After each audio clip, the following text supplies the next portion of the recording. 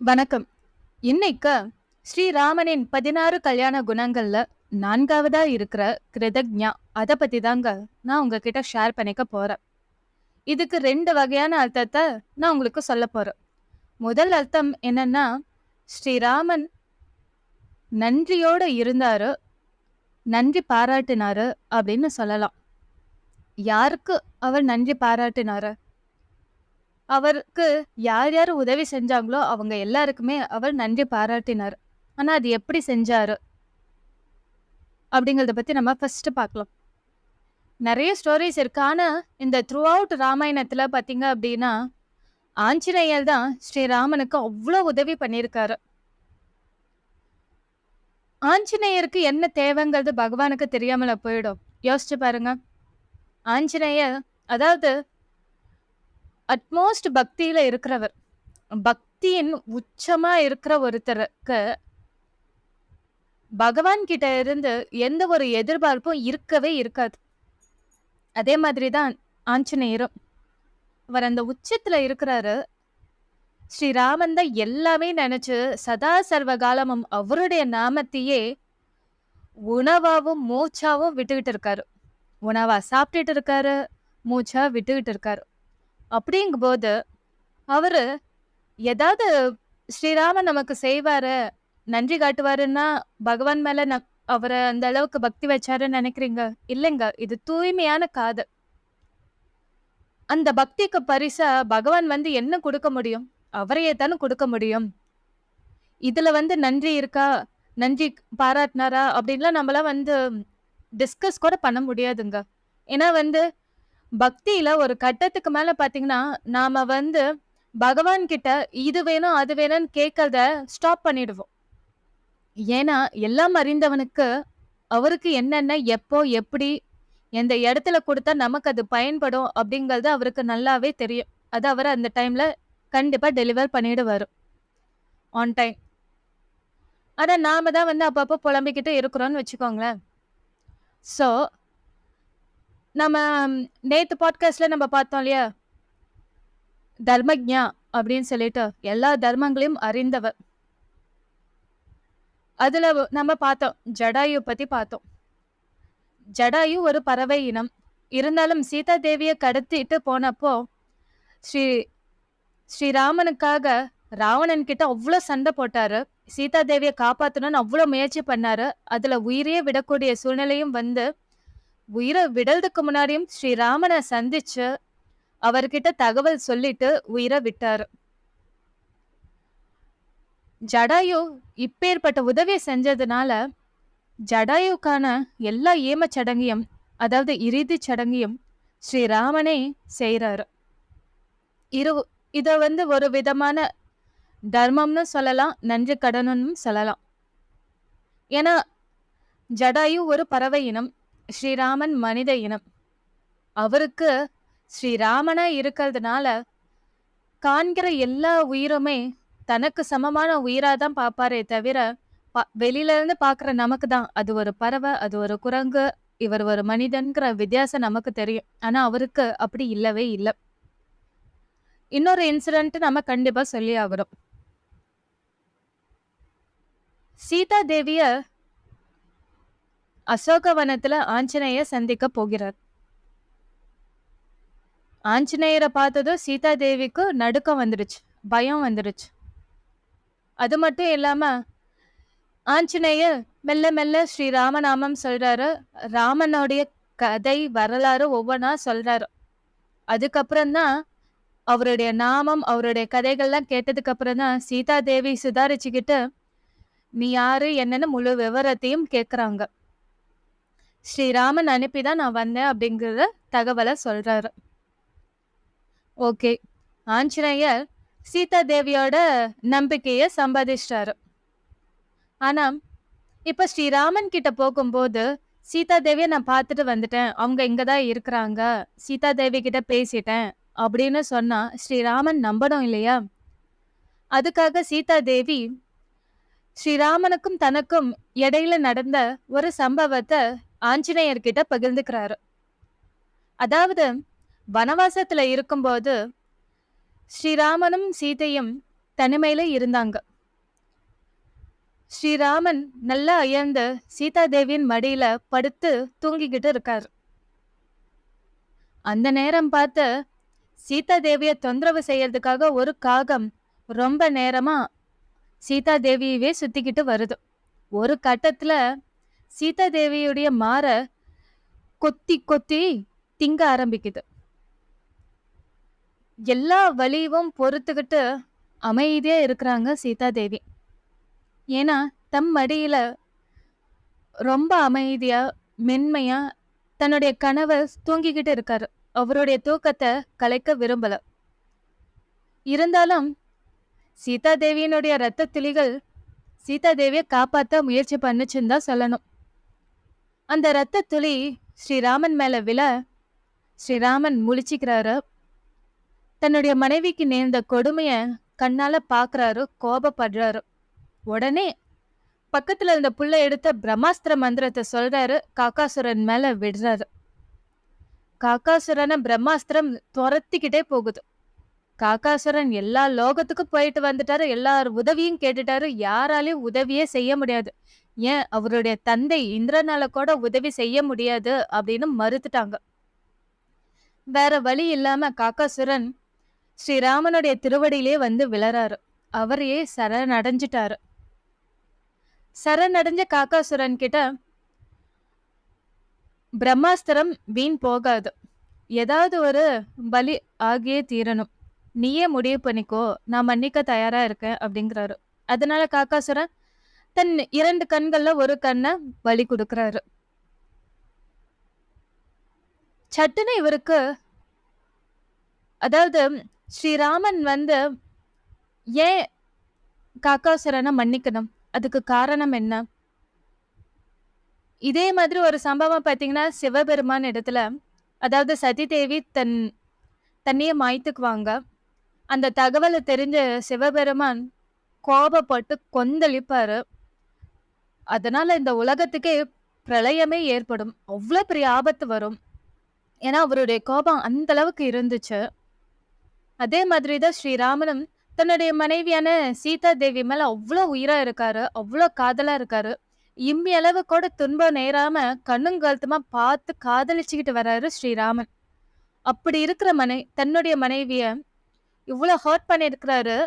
ஆனா காக்காசுரனை ஒரே ஒரு கண்ணை மட்டும் வாங்கிட்டு விட்டுட்டாரு, மன்னிச்சிட்டாரு. சட்டுன்னு இந்த மாதிரி இடத்துல நாம இருந்தோம் அப்படின்னா நம்மளால ஒருத்தரை மன்னிக்க முடியுமா? யோசிச்சு பாருங்க. ஆனா ஸ்ரீராமன் மன்னிச்சிட்டாரு. அதுக்கு காரணம் என்ன அப்படின்னா, இதுக்கு ஒரு பேக் ஸ்டோரி இருக்கு. அதாவது ஒரு பிளாஷ்பேக். ஸ்ரீராமனுடைய வம்சத்திலேயே வந்த ஒரு ராஜா, அதாவது புரஞ்சயன்கிற ஒரு மன்னன். அவரு மிகச்சிறந்த ஒரு வீரன்.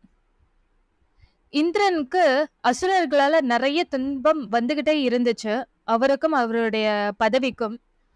அதனால யாருக்கிட்ட உதவி கேட்கலாம் போது புரஞ்சயன் கிட்ட உதவி கேட்கறாங்க. புரஞ்சயனும் செய்ய ஒத்துக்கிறாரு. ஆனா புரஞ்சயன் வந்து ஒரு ரெக்வெஸ்ட் வைக்கிறாரு, இந்திரதேவன் தன்னுடைய வாகனமா இருக்கணும் அப்படின்னு சொல்லிட்டு. அதனால இந்திரதேவன்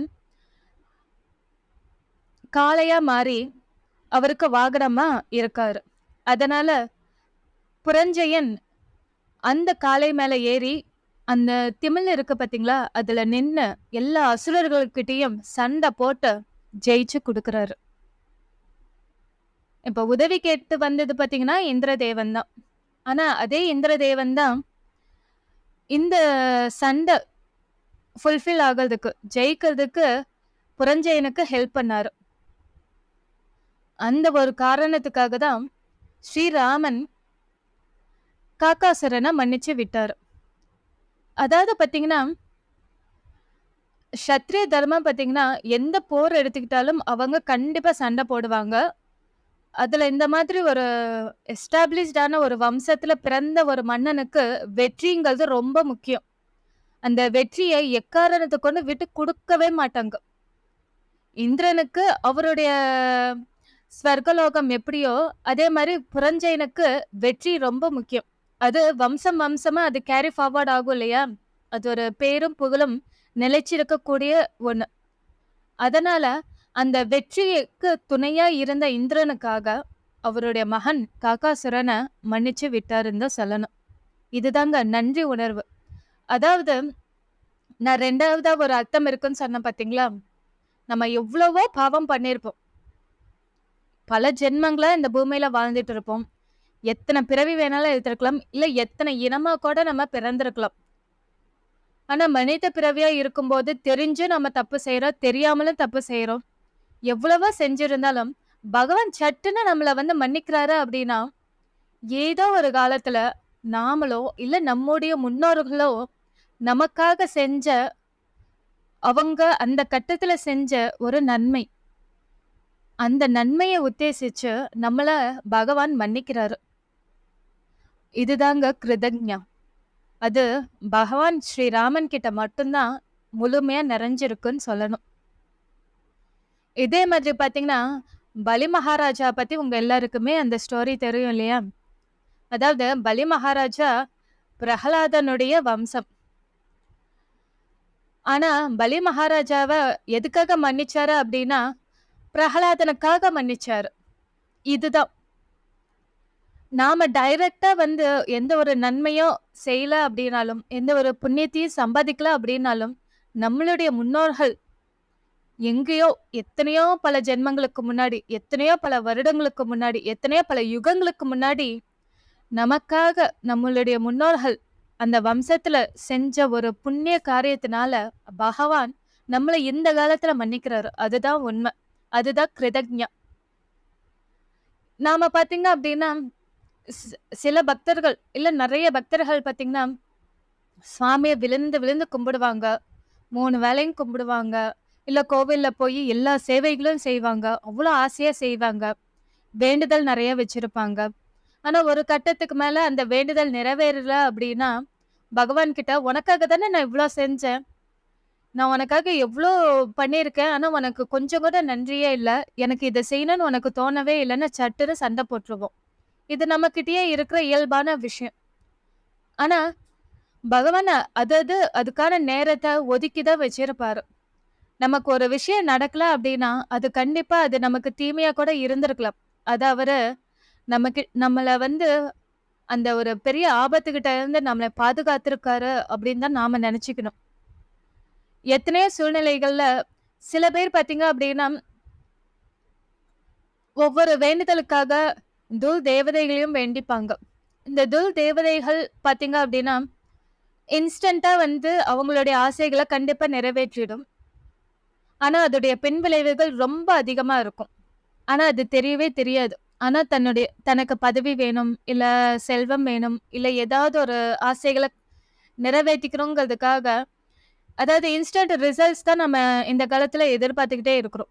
ஒரு மெசேஜ் அனுப்புனா உடனே டெலிவர் ஆயிடணும். ஒரு ஃபோன் கால் பண்ணா உடனே அடுத்த எண்ட்ல இருக்கவங்க அட்டெண்ட் பண்ணணும். அதனால இன்ஸ்டன்ட்டா நம்ம ரிசல்ட் எதிர்பார்க்கிறோம். இது நேச்சுரலா காலகட்டத்துல நமக்கு வந்து டைம் வந்து நம்ம குடுக்கறதே இல்ல. அதனால ஒரு பகவான் கிட்ட நம்ம வேண்டிக்கிட்டாலும், அது உடனே நடந்துடணும்னு நாம உடனே அந்த ரிசல்ட் தெரியணும்னு அவ்ளோ வந்து ஈகரா வெயிட் பண்ணிக்கிட்டு இருப்போம். இந்த மாதிரி வந்து சாத்வீகமான தெய்வங்கள வேண்டும்போது, ஸ்ரீராமன், கிருஷ்ணன், சிவபெருமான்னு அதாவது சாத்வீக குணத்த அதிகமா வெளிப்படுத்துற கடவுள்கள நம்ம வேண்டிக்கும்போது, அந்த ரிசல்ட் வந்து கொஞ்சம் டிலே ஆகும். இல்ல ரொம்ப டிலே ஆகும்.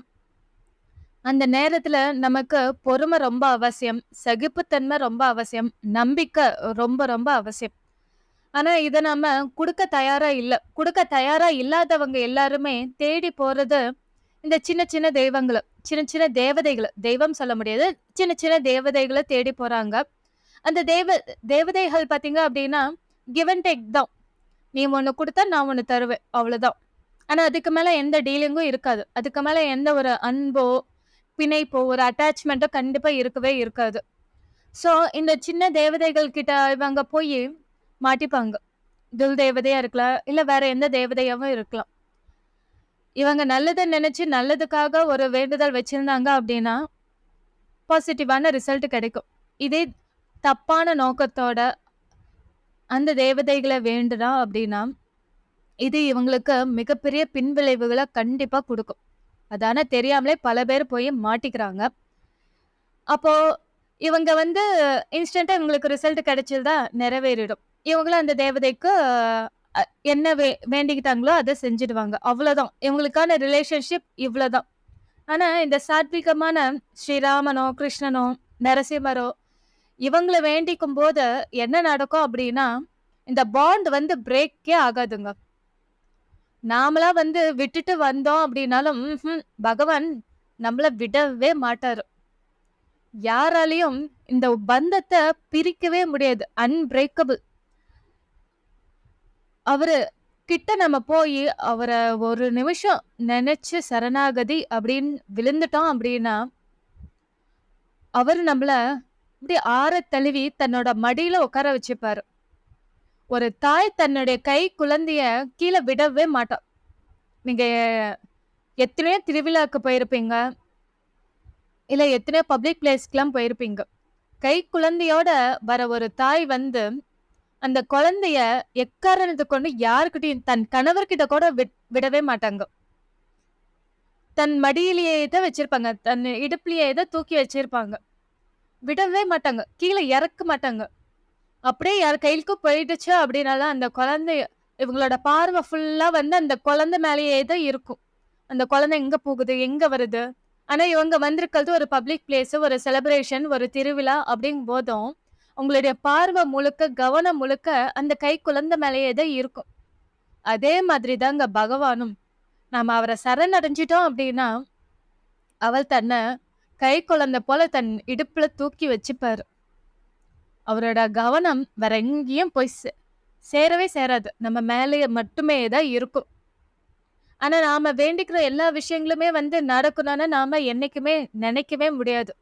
ஏன்னா நாம ஆசைப்படுற விஷயம் நமக்கு நன்மையும் தரலாம், தீமையும் தரலாம். அது முக்காலமும் அறிஞ்ச பகவானுக்கு மட்டும்தானே தெரியும். அதனால அவர் எது நமக்கு எப்போ, எங்க, எப்படி தேவைங்கிறத பார்த்து பார்த்து குடுக்கறதுக்கு தாயா பக்கத்திலேயே இருக்காருங்கும்போது, நாம அதுக்காக வேண்டிக்கணும்னு அவசியமே இல்லைங்க. அதனாலதான் கிருதஜ்ஞம் பகவான் நாம இந்த பிறவியில எவ்ளோ பாவம் செஞ்சிருந்தாலும், பூர்வ ஜென்மத்துல எத்தனை யுகங்களா பாவம் செஞ்சிருந்தாலும், இந்த ஜென்மத்துல தெரிஞ்சோ தெரியாமலோ பகவானுடைய நாமத்தை சொல்லி அவரை சரணடைஞ்சிட்டோம் அப்படின்னாலும், இல்ல நாம சரணடையவே இல்லை அப்படின்னாலும், நமக்கு முன்னாடி வாழ்ந்தவங்க நம்மளுடைய தாயோ தந்தையோ இல்ல நம்மளுடைய குடும்பத்தை சேர்ந்தவங்களோ இல்ல வேற யாரோ ஒருத்தர், நம்ம வம்சத்துல சேர்ந்தவங்க யாரோ ஒருத்தர் பகவானை ஏற்கனவே சரணடைஞ்சிருந்தாலும், அப்படி இல்லைனாலும் பகவானு கிட்ட குடும்பத்துக்காக ஏதாவது ஒரு நன்மை செஞ்சிருந்தாலும் பகவான் நம்மள விட்டு கொடுக்கவே மாட்டாரு. மன்னிச்சிடுவாரு. நமக்கு துணையா முக்காலமும் இருப்பார். இதுதாங்க கிருதஜ்ஞம். அதனால நம்ம பயப்படவே தேவையில்ல. நம்ம வந்து நம்மள தாழ்வா நினைச்சுக்கணுங்கிற அவசியமும் இல்ல. இதுவரைக்கும் பகவான சரணடையல அப்படின்னாலும் நீங்க சரணடையலாம். நமக்காக இல்லைனாலும் நம்மளுடைய வம்சத்துல வரப்போற அடுத்த சந்ததியினருக்காக. நம்ம குடும்பத்துல நம்ம கூட சேர்ந்து சந்தோஷமா வாழ்ற நம்மளுடைய குடும்பத்துக்காக. ஏன்னா நம்ம ஒருத்தருடைய பக்தி நம்மள மட்டும் இல்லைங்க, நம்மளுடைய ஒட்டுமொத்த குடும்பத்தையும் நம்மளுடைய வம்சத்தையும் காப்பாத்து.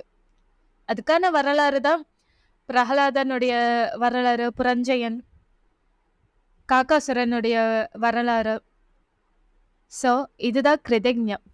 பகவான் கண் கொத்தி பாம்பு போல, அதாவது இவ எங்கேயாவது ஏதாவது ஒரு இடத்துல மறந்து கூட நம்மளுடைய பேரை சொல்லியிருப்போம். இல்ல இவங்க வம்சத்துல யாராவது ஒருத்தர் ஏதாவது ஒரு நன்மையை கண்டிப்பா செஞ்சிருப்பாங்கன்னு தேடி தேடி பார்த்து, அதாவது டீச்சர்ஸ்லாம் பார்த்தீங்கன்னா இந்த நமக்கு பிடிச்ச ஃபேவரட் ஸ்டூடெண்ட் இருப்பாங்க. ஆனா ஏதோ ஒரு காரணத்தினால அவன் சரியா அந்த எக்ஸாம் பண்ணலன்னு வச்சுக்கோங்களேன்.